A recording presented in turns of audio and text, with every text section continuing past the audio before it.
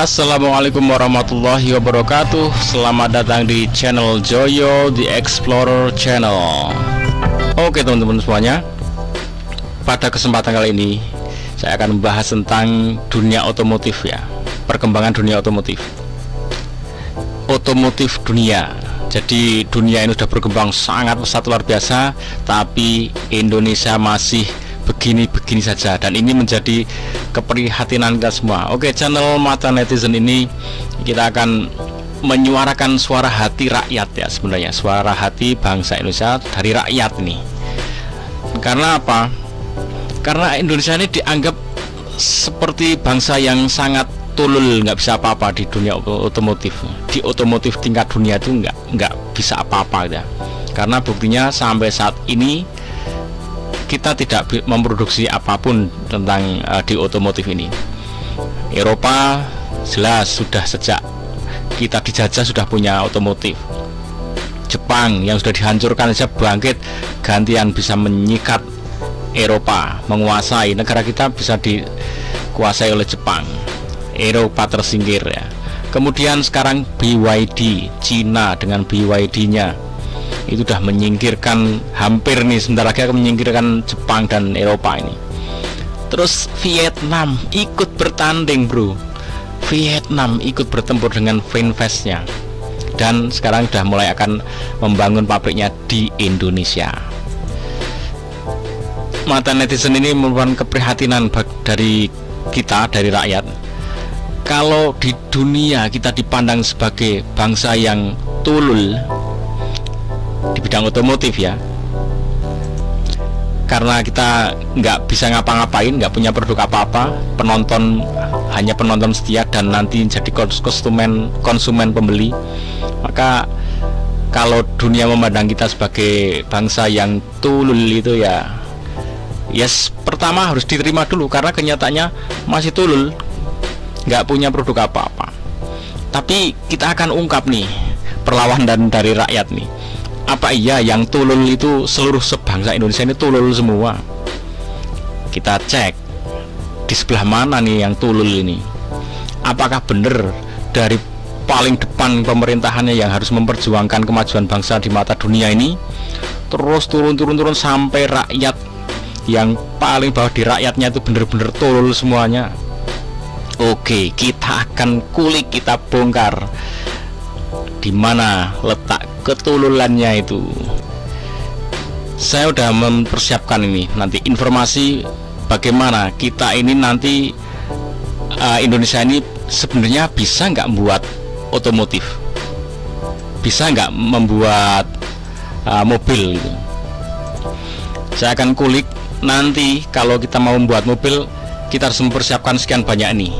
Yang sudah siap di Indonesia ini nanti kita checklist ya, checklistin. Nah, kira-kira Indonesia ini bener-bener apa iya Indonesia nggak mampu bikin mobil ya. Kita checklist sumber daya yang ada di Indonesia ini untuk membuat mobil. Karena sampai saat ini kita baru merakit ini, perakitan saja. Dah dari luar negeri datangin ke sini, dah dirakit, dijual. Jadi kita hanya menjadi negara perakit saja. Oke, karena dari sisi rakyat saya harus menunjukkan bahwa apakah rakyatnya ikut tulul. Saya akan tunjukkan ini, bahwa ini produk yang sudah diluncurkan, sudah ditunjukkan oleh bangsa ini, rakyat Indonesia ya, oleh rakyat Indonesia melalui kampus ITS, Institut Teknologi 11 Maret ya. Ini sudah membuat seperti ini, produk mobil yang sangat keren, dan ini pun sudah diluncurkan 10 tahun yang lalu. Berarti saya akan menjawab bahwa rakyatnya enggak tulul bro, rakyatnya smart, rakyatnya cerdas karena sudah bisa menciptakan ini.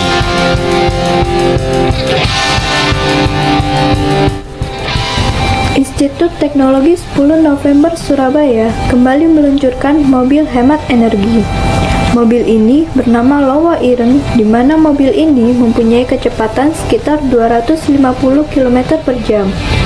Selain itu, mobil ini menggunakan bahan bakar Pertamax, dan istimewanya, mobil ini memiliki desain yang lebih modern. Selain mobil hemat energi, ITS juga membuat mobil listrik. Mobil ini bernama EZ1 dan EZ2. Mobil ini dapat melaju hingga 100 km dengan sekali pengisian daya. Tidak hanya itu saja, ITS juga membuat mobil surya yang berbahan bakar tenaga matahari. Kita mengevaluasi dua kondisi, dan yang merah itu lebih sedikit konvensional, jadi motor kita masukkan ke transmisi, di situ ada percepatan 1, 2, 3, 4, 5. Kemudian yang di sebelah sana adalah mobil yang unik, mobil surya. Kita tidak mengandalkan listrik dari rumah atau listrik dari PLN untuk mencas, tapi kita gunakan tenaga matahari. Kemudian yang kita desain sendiri, kita buat sendiri untuk sebagai platform riset sebagai ECU yang kita desain. Oke, sudah terjawab ya, terjawab sudah bahwa secara teknologi, secara sumber daya manusia, rakyat Indonesia sama sekali tidak tolol. Rakyat Indonesia cerdas, siap menggetarkan dunia. Berarti di mana yang tolol? Ya silahkan sambil di ngen-ngen sendiri di mana letak tololnya ini ya. Nah, sekarang karena ini secara prototip sudah dibuatkan, ini sudah siap melaju, sudah siap dirakit. Indonesia bisa membuat mobil sendiri ya, siap bertarung di kancah dunia. Karena ini apa? Ini 10 tahun yang lalu teknologi ini sudah diluncurkan, di launching 10 tahun yang lalu. Bahkan 2019 itu siap, sudah disempurnakan sistem-sistemnya, itu siap melaju, tapi tidak pernah bisa melaju. Oke, memang ada sinergi yang harus kompak. Yang pertama, pemerintah, industri, akademisi. Akademisnya sudah menunjukkan ini, mobilnya ini udah jadi nih. Tapi kan kampus nggak mungkin dia bikin produksi mobil besar-besaran, dia hanya membuatkan prototipenya gitu. Oke, kita mulai. Bahwa untuk bikin mobil, pertama dari bawah dulu, ban ya. Dari ban dulu di sini. Indonesia ini penghasil karet terbesar nomor 2 di dunia.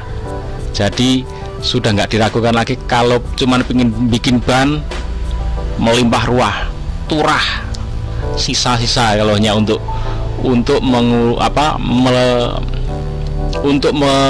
mendukung bannya ini. Nah, sekarang pabriknya Indonesia ini punya apa belum? Kalau pabriknya sudah banyak ya, cuman yang punya Indonesia nggak tahu ya, belum ada kayaknya. Cuman di CT Radial, kemudian Michelin tuh ada semuanya. Oke, nggak masalah, berarti ban nggak ada masalah. Outsourcing dulu kalau Indonesia belum punya pabrik bannya. Kita lihat ya pabrik bannya nih. Nih ya, perjalanan ini mau lihat mau pabrik bannya. Oke, saya kasih lihat, ini ada orang yang lagi ngevlog menuju pabrik ban di Indonesia, karena dulu dia juga kerja di sana. Sore hari ini sekitar pukul 3 sore hari Sabtu nih, saya mau ngevlog ke daerah Gembor ya, atau mana nih ya, ini masuknya sih Gembor, tapi tujuannya adalah ke pabrik pembuatan ban IRC. Bagi teman-teman yang sepeda motornya menggunakan ban merek IRC, nah sebentar lagi kalian akan tahu di mana posisi pabrik pembuatannya yang berada di wilayah Tangerang. Ya, ini adalah salah satu jalan, nah dinamai ini Jalan Gajah Tunggal nih bro, karena IRC itu adalah produk dari pabrik PT Gajah Tunggal. Nah, kampus Politeknik Gajah Tunggal ya, Jalan Gajah Tunggal, Pasir Jaya, Jatiuwung, Tangerang. Tempat penggantian ban IRC ya, produk-produk Gajah Tunggal. Di sini ada merek IRC sendiri.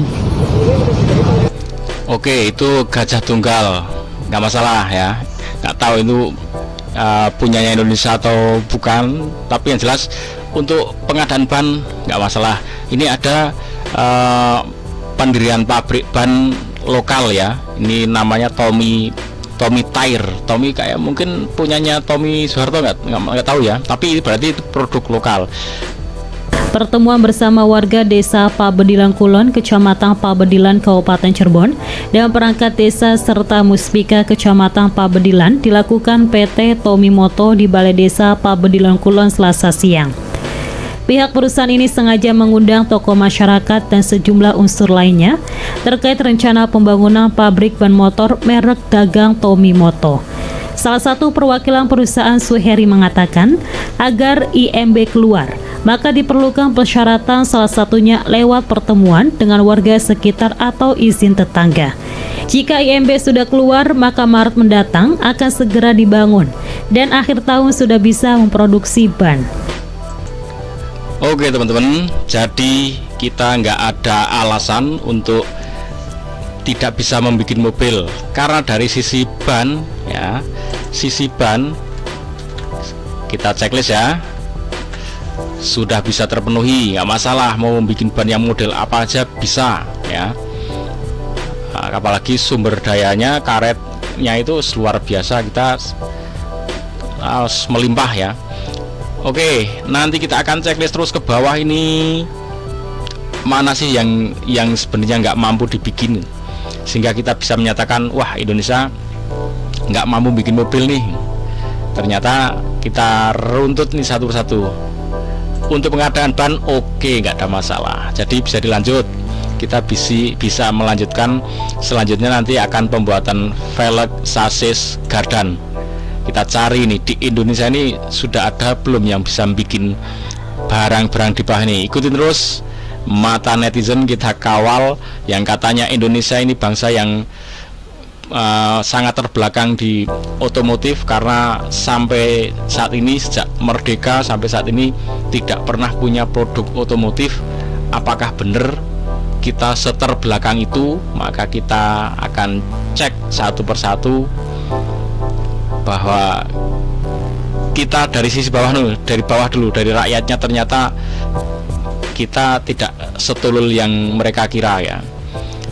Tapi tetap aja karena nggak punya produk otomotif ya, Indonesia tetap aja tulul karena nggak punya otomotif. Nah, di mana mulai bisa dicek ya, mulai bisa dilihat di mana letaknya, kenapa Indonesia kok nggak bisa meluncurkan produk otomotif. Karena apa? Dari rakyatnya udah oke, sudah siap. Dari kampus ya, ITS tadi saya sudah sampaikan bahwa sudah ready kok, secara sudah jadi itu. Tinggal pemerintah menggerakkan sektor industri. Wis 2 itu kalian. Pasar Indonesia, pasar yang terbesar, salah satu pasar terbesar di dunia. Ada yang komentar di komentar, masalahnya kalau Indonesia yang bikin, rakyatnya mau nggak beli gitu. Oke, kita akan bahas lagi di kesempatan lain. Memang nggak harus semuanya beli. Ada yang memang beli karena mampu, ada yang beli karena mau, karena butuh. Ya kalau orang yang memang dengan spek itu butuh akan beli. Tapi kalau presiden kita lagi mampu bikin selevel Cherry 10 misalkan, presiden kita jangan dipaksa untuk naik Cherry 10. Kita belikan mobil yang bagus, yang safety, yang produk luar negeri dulu, nggak masalah. Tapi kan hanya beli beberapa untuk orang-orang kita yang paling depan, untuk safety, keselamatannya, untuk anti peluru dan sebagainya, tetap kita pikirkan. Tapi untuk kebutuhan rakyat secara besar, kita sudah punya produk Indonesia sendiri gitu bro. Jadi nggak harus semuanya beli, sampai presidennya pun harus numpak produk Indonesia yang masih selevel Cherry 10 misalkan gitu. Oke. Ikuti terus Joyo The Explorer Channel. Assalamualaikum warahmatullahi wabarakatuh.